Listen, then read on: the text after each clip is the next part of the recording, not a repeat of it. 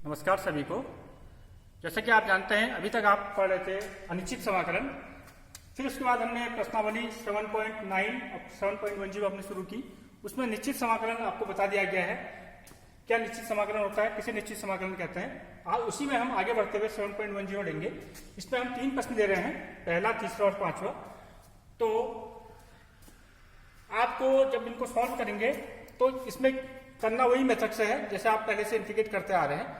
केवल आपको इसमें जब आप लिमिट बदलेंगे, जब आप इसको प्रतिस्थापन करेंगे, तो प्रतिस्थापन करते करते जब आप x की जो वैल्यूज रखी है आप प्रतिस्थापित करने में, तो उसी प्रकार से आप t के मान भी आपके जो हम मान मानेंगे इसको x की जगह वही बदलेंगे आपको। तो देखते हैं किस ढंग से कर रहे हैं।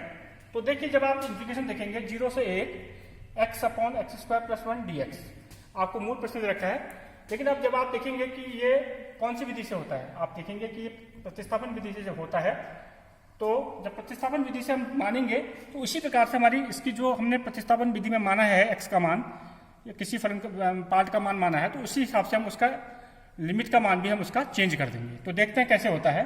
तो उसको हम इंटीग्रेट करेंगे तो हम कहेंगे माना x² + 1 = t। आपने x² + 1 को क्या मान लिया, t मान लिया।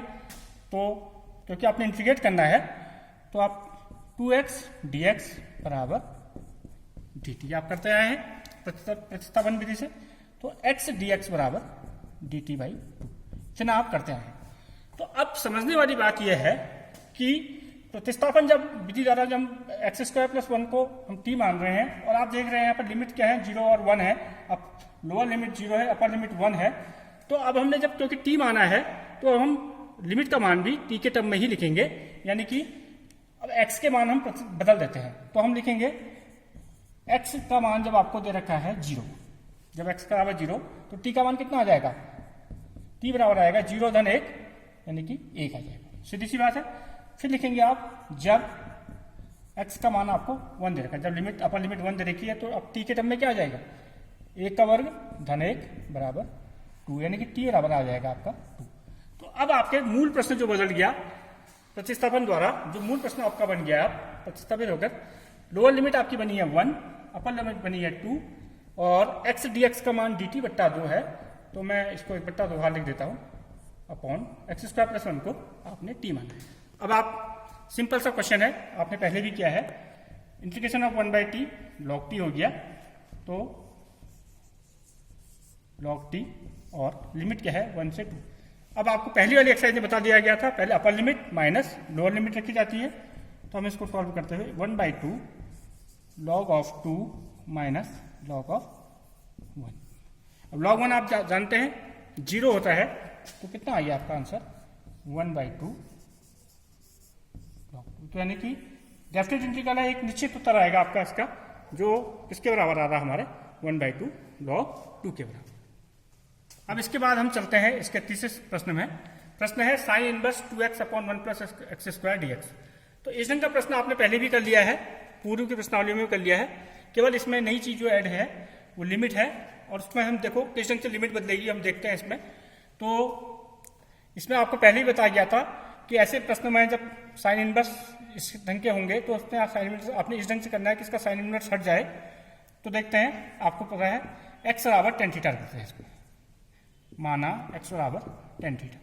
तो x की जगह tan थीटा रखा तो dx का मान भी बदलेगा, dx का मान आ जाएगा sec² थीटा, ये आ जाएगा। अब देखेंगे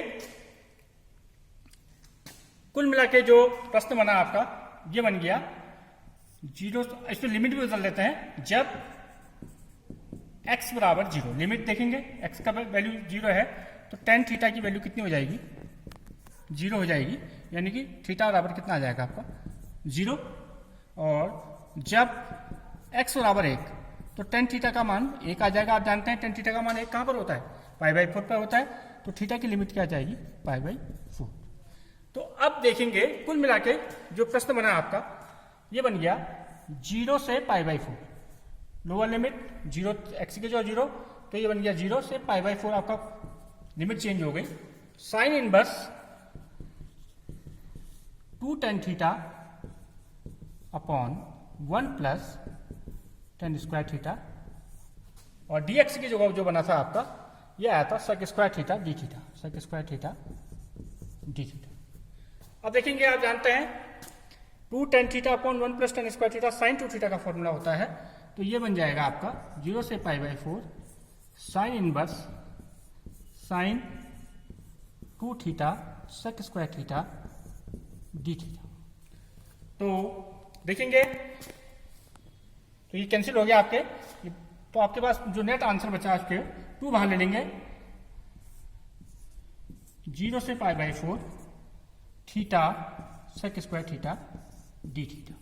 अब आपका प्रश्न जो मूल प्रश्न था ये बदल के इस ढंग से आ गया 2 0 से π/4 theta sec square theta d theta. अब आपने पढ़ा है ये प्रश्न जो हम करेंगे इंटीग्रेशन जब बाय पार्ट्स आपने पढ़ा था, आइलेट वाला रूल पढ़ा था, तो मैं इस प्रश्न को यहां लिख लेता हूं। तो देखेंगे क्या बन गया 2 0 से π/4 theta sec square theta d theta के टर्म में। अब आपने इसका इंटीग्रेशन करना है, तो देखेंगे आइलेट लगाएंगे तो हम 2 ऐसे रहते हैं theta integration of tan sec square theta d theta minus integration आपको बताया गया था रूल इसका D by D theta of theta integration of sec square theta d theta, फिर जितना आएगा उसका दोबारा से हम इंटीग्रेशन कर लेंगे। तो देखते हैं तो अब इंटीग्रेशन करेंगे और लिमिट हमने रखी है 0 से π/4। तो देखेंगे 2, अब आप जानते हैं theta integration of sec square theta क्या होता है, tan थीटा होता है। इसमें भी मैं क्योंकि लिमिट आपके लगा रखी है 0 से π/4, तो इसमें मैं 0 से π/4 इसकी लिमिट भी रख देते हैं और माइनस। अब देखेंगे इसको बहुत ज़्यादा लंबा नहीं खींचेंगे, इसी के अंदर करेंगे थीटा का थीटा के रेस्पेक्ट में 1 हुआ, integration of sec square theta tan theta हुआ, तो ये कुल मिला के जो बचेगा आपके पास integration of tan theta d theta बचेगा। और इसकी लिमिट अभी हमने रखनी है 0 से π/4 आपने रखनी है। इस पार्ट का इंटीग्रेशन हो गया तो इसलिए मैंने यहाँ पर इसकी लिमिट रख दी है। तो अगले स्टेप में चलेंगे 2 लिमिट साथ ही रखेंगे सबकी। फिलहाल मैं इसको इंटीग्रेट कर देता हूँ इसके बचे हुए पार्ट को। tan थीटा का आप जानते हैं log sec थीटा होता है, तो इसकी जगह मैं log sec थीटा रख देता हूँ और इसकी लिमिट है 0 से π/4। अब देखिए केवल आपका पार्ट बचा है लिमिट रखने वाला, तो अब आपका केवल बचा है 2 से गुणा करना है पूरे आंसर को और केवल आपने लिमिट रखनी है। तो कुल मिला के आ गया 2, इसमें आ जाएगा π/4 इंटू 10 π/4 माइनस 0 रखना जरूरी नहीं है, क्योंकि अगर हम अपर लिमिट -0 रखेंगे तो 0 से गुणा हो जाएगा, तो मैं नहीं रख रहा हूं उसको, सीधे 0 लिख दे रहा हूं -0 माइनस। अब यहां देखेंगे log sec π/4 minus log sec 0 और 2 से गुणा। अब देखेंगे 10 π/4 1 होता है, तो ये आ गया केवल 1 इंटू 2 π/4 आ जाएगा, 2 इंटू π/4 -2 यहाँ भी इंटू होगा -2 sec π/4 आप जानते हैं √2 होता है, तो ये हो जाएगा log √2 sec 0 1 होता है और log 1 0 होता है, तो इसको मैं सीधे 0 लिख दे रहा हूँ। तो अब देखेंगे कितना आया, यह आ गया π/2 माइनस 2 log √2। अब log √2 को थोड़ा सा सिंप्लीफाई करके लिख देंगे हम π/2 माइनस 2 log √2 होता है 2 की पावर 1/2, तो 2 की पावर 1/2 हुआ, 1/2 जब आगे आ जाएगा तो ये 2 से कैंसिल हो जाएगा, तो ये आ जाएगा आपका π/2 माइनस 2 इंटू 1/2 log 2, यानी कि 2 से 2 कैंसिल हो गया, तो जो नेट उत्तर आ जाएगा इसका ये आ जाएगा π/2 माइनस log 2। तो इस प्रकार से आप देख रहे हैं 2 प्रश्न हमने कर लिए हैं।